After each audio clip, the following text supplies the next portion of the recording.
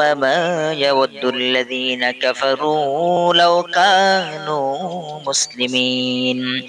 ذرهم يأكلوا ويتمتعوا ويلههم الأمل فسوف يعلمون وما أهلكنا من قرية إلا ولها كتاب معلوم ما تسبق من أمة أجلها وما يستأخرون وقالوا يا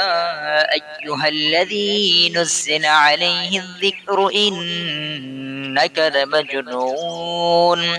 لو ما تأتينا بالملائكة إن كنت من الصادقين